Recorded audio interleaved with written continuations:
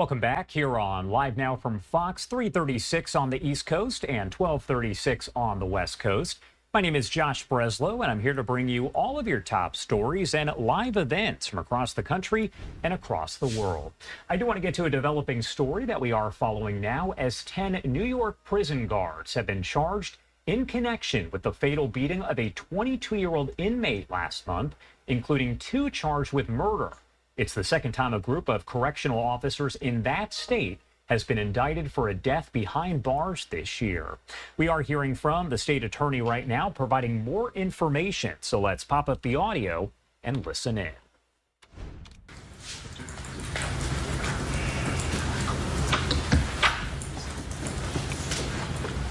All right, good afternoon. Everybody all set? Good afternoon. My name is Bill Fitzpatrick. I am the Onondaga County elected DA, and I have been appointed special prosecutor by the Attorney General, Letitia James, to investigate the death of Messiah Nantwi, which, as you know, occurred on March 1st of this year. Today, an Oneida County grand jury reported out a single indictment charging 10 current and former corrections officers with various crimes relating to the death of Mr. Nantwi. 6 other corrections officers who have not appeared in court yet have agreed to cooperate with the special prosecutor, and I have made deals with them. 2 of them will be pleading to felonies, and 4 of them will be pleading to various misdemeanors. All defendants, even those that I've made deals with, are entitled to the presumption of innocence. An indictment is only an indictment. It's a set of allegations, and there's a lot of work yet to be done in this particular case. I'd like to summarize for you what is in the public record regarding the indictment as to the events of Saturday, March 1st of this year.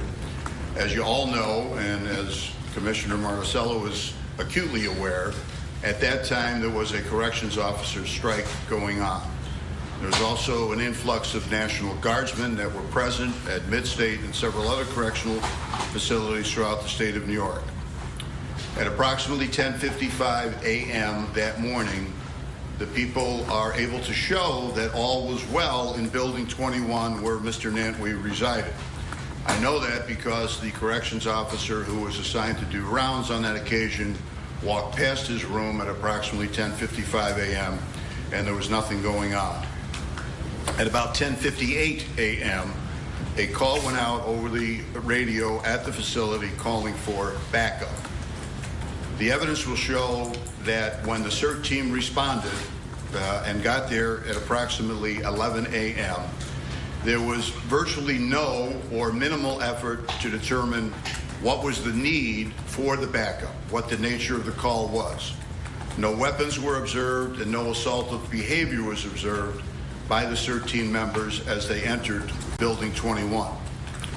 A non-CERT team member, a corrections officer, recorded the last video of Mr. Nantwi before the alleged assault, and he was no longer able to communicate. That corrections officer exited the room and various CERT team members entered. None of them, to our knowledge at this point, were wearing mandated body-worn cameras. Approximately 4.5 minutes later, Mr. Nantwi is removed from his room and taken down 3 sets of stairs where it is alleged by the grand jury that an additional assault occurred in the stairwell. Handcuffed and taken to the infirmary and laid on the floor in a holding cell, an additional assault is alleged to have occurred by the grand jury. Fragments of Mr. Nantwi's entrance into the infirmary are captured on one corrections officer's body-worn camera. It is not a continuing flow, but there are enough indications to name and identify the individuals involved and some of the things that occurred.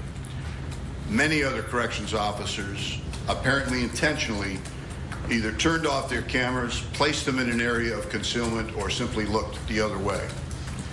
Kunkel ambulance personnel responded to the infirmary following a call at 11:36 a.m. At approximately 11:47 a.m., and at that point detected no signs of life in Mr. Nantwi.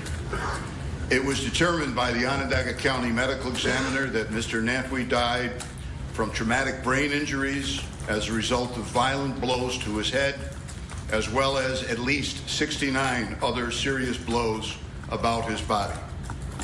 No COs required any medical intervention.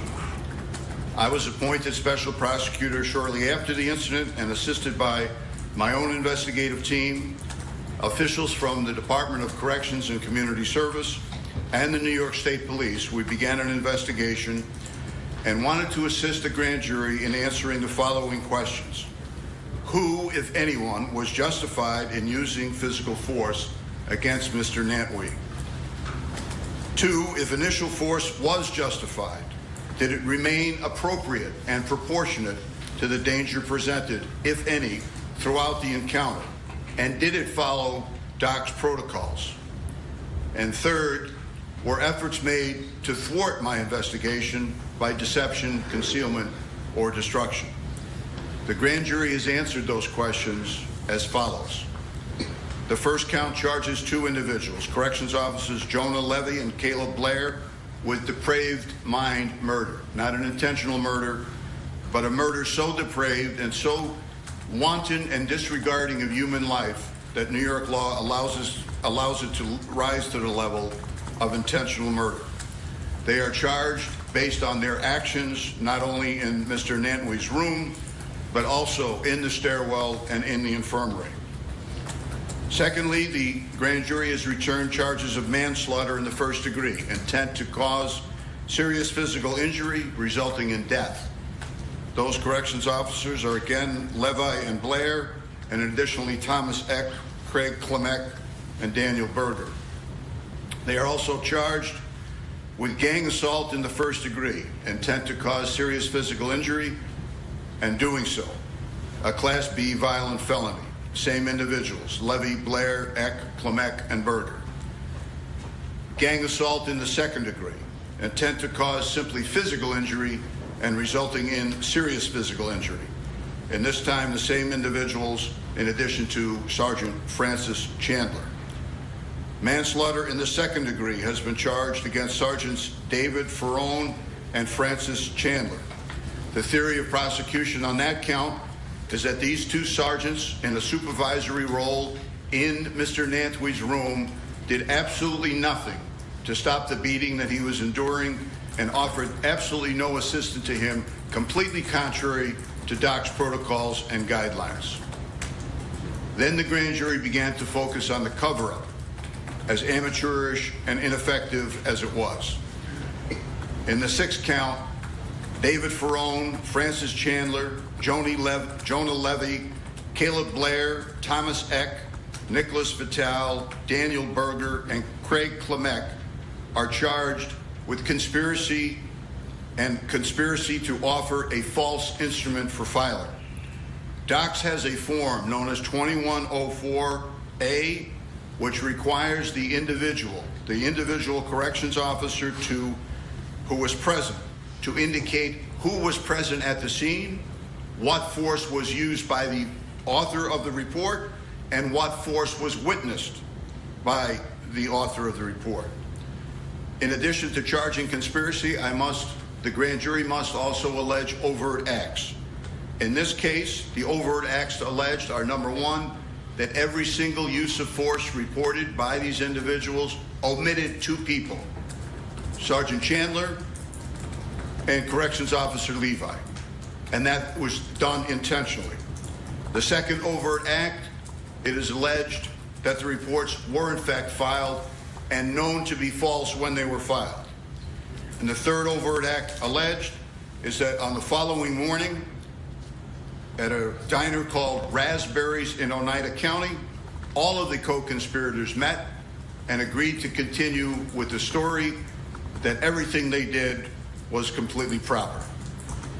David Ferrone, Francis Chandler, and Thomas Eck are also charged with conspiracy and conspiracy to tamper with physical evidence.